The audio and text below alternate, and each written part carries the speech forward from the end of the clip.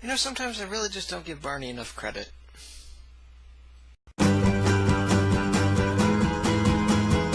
Greetings, fellow internets. Handsome Hero Piscator here, and today I want to talk to you about Season 1, Episode 3 of How I Met Your Mother. In this episode, The Sweet Taste of Liberty, Ted and Barney are trying to pick up women, Marshall once again is trying to study for his exams, and Lily and Robin are hanging out at the bar. Now, as dynamic as this plot thread is, it actually does a really good job of uniting all of the characters into one cohesive whole without, having a single character be central. And I think this is one of the benefits to the show, that while Ted is technically the main character, every single character can have their own story without detracting from Ted's. And that's really interesting. It allows for a lot more dynamic stories and not ones that are simply Ted-centric. Now, personally, I think it would be hard to call this episode anything but exposition. I mean, ultimately, all you're doing is learning more about the characters. There's no real character-developing moments in this episode, which is understandable since we're still getting to know the characters, because this is only the third episode of the first season. So we get to find out that Marshall is trying to do the right thing and study for school, but really he just wants to be out having fun with everybody else. Which I think we can all relate to.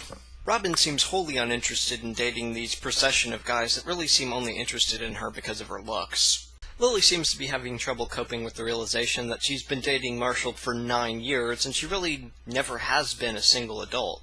Barney is perpetually trying to keep his life, and thus Ted's by proxy, legendary. And Ted is wondering why he still hangs out with Barney. Once again, I have to mention that I really don't like how they're handling Robin's character. She is just a pretty face. That's it. I mean, yes, her character becomes much richer over time, but for right now, she's just a pretty face, and honestly, I think that's a waste. And while I find an insecure Allison Hannigan totally endearing, I think they did a really smart thing with Lily's character. Being in a relationship with someone for 9 years is really unusual. I mean, that's longer than most marriages. Apparently that's longer than most second marriages, too.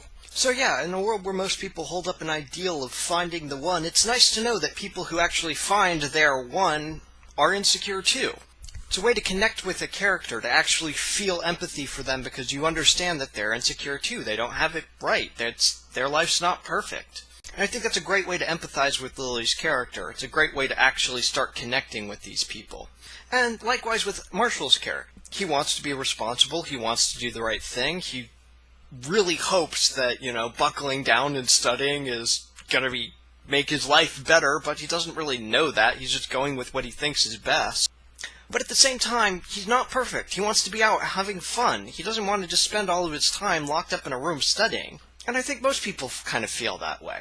It is important to take responsibility for your actions in your own life and do what will ultimately be best in the long run, but doing that is dumb.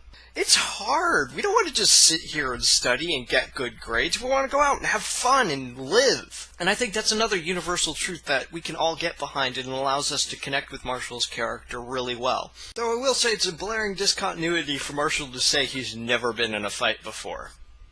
Turns out Uncle Marshall and his brothers did a little more than just roughhouse.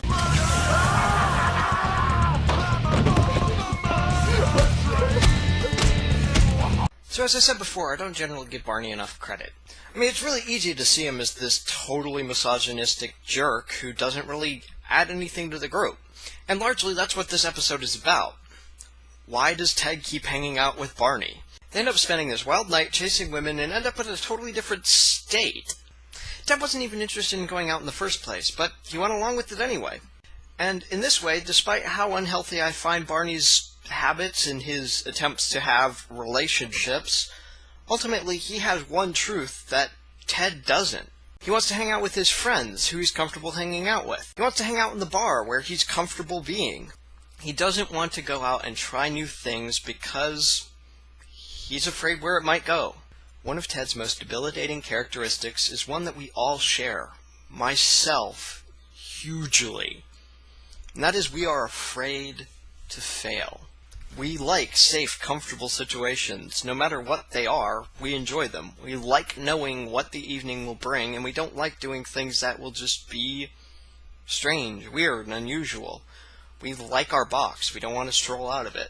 And yet Barney does. Barney hates the box. He'll do anything to get out of the box. Despite the fact that a lot of his life is repetition, sleeping with a new woman as often as he possibly can, he's trying new things. He's trying to enjoy life to the best of his abilities, even though he's not doing a very good job.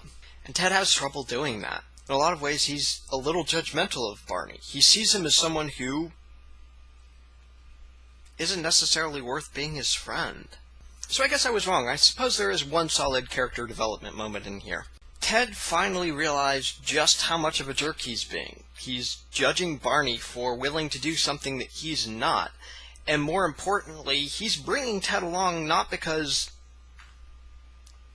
he thinks Ted's life is boring or that he needs to change. It's that he doesn't want to be alone.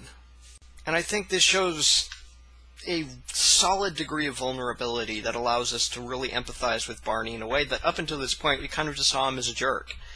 And that was really important. And that allows the audience to finally start to see, no, there's more to Barney here. And I think there's a little bit of a parallel here. Because we are so judgmental, we have trouble seeing Barney as a person worth understanding. We are, as we will be spending much of this series, in Ted's shoes, realizing that we, the audience, were being jerks. We were seeing Barney as worthless. I think the truest thing in this day and age, in this life in general, is that we have trouble empathizing with other people. What that ultimately means is, it is okay for us to think of other people as worthless. It is socially acceptable to not care about other people. So much so that we don't even realize it when we're doing it. It is so easy to just simply judge someone. So I think this show does a really good job of holding up the mirror, of showing us what we're doing and why, and in such a way that it doesn't make us feel like any less of a person. This is something that happens. This is truth. We judge other people as less than human, and that's something we do. And it's not saying that we should or we shouldn't, or that we're bad people if we don't do it. It's letting us know that this is a thing that we do. Once we have that information, it's up to us to make a better decision with it. And that's all learning really is. People don't learn from punishment, from shame. We learn because that's what life is. We realize we're making a mistake, we move on. We don't need any more incentive other than that. So at the beginning of this episode, I didn't think it was really all that interesting, but by the time I got to the end of this review, I realized that there's a lot more depth here than I was giving it credit for. Guess I was making a mistake, huh?